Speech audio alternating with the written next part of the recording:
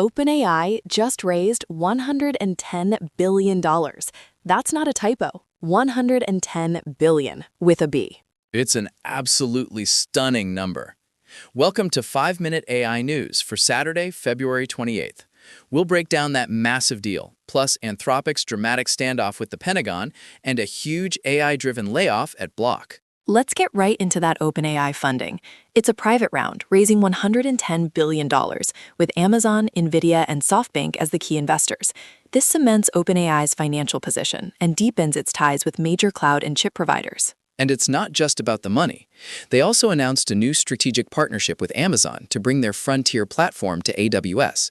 And get this, they also reported that ChatGPT now has 900 million weekly active users. The scale is just mind-boggling. Absolutely. But while OpenAI is raising capital, another major lab is raising red lines. Anthropic has refused to update its terms with the U.S. Department of Defense, specifically rejecting language that would permit any lawful use of its tech. They're drawing a line in the sand against things like mass surveillance or fully autonomous weapons. In response, President Trump ordered all federal agencies to stop using Anthropic's products, and the Pentagon has labeled them a supply chain risk. It's a huge clash between AI ethics and government contracts. Speaking of big strategic moves, Meta has signed a multi-billion-dollar deal to rent Google's TPUs to train its AI models. That's a major shot across the bow at NVIDIA's dominance in the AI chip market. It shows the big players are actively looking for alternatives and trying to diversify their hardware supply. The impact of AI on the workforce is also becoming clearer.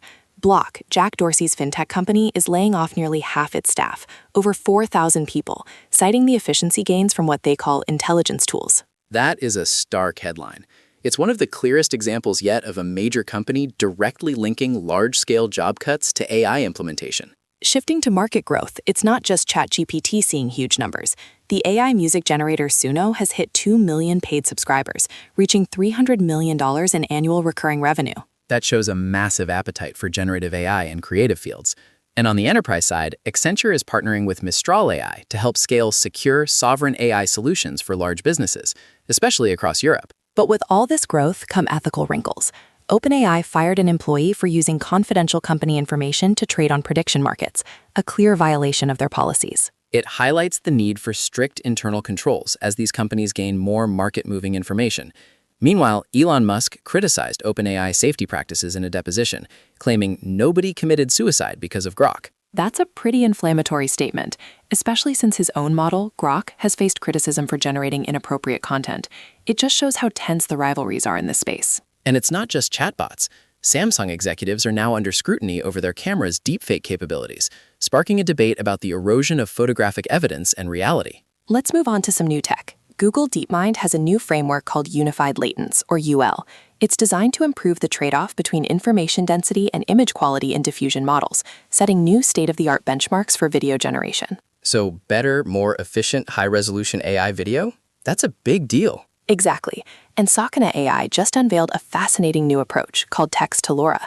It's a hyper-network that can instantly adapt a large language model using just a natural language description, bypassing the usual fine-tuning overhead. That sounds incredibly efficient.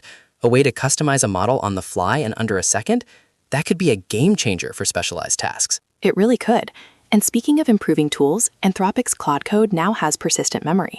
It can remember your debugging patterns and project specifics across sessions, so you don't have to keep re-explaining the context. As a final tool update, the design platform Figma is integrating OpenAI's Codex. The goal is to bridge the gap between designers and developers by helping translate visual designs directly into functional code. So OpenAI is now armed with a $110 billion war chest. The scale of investment in this space is just staggering. It absolutely is.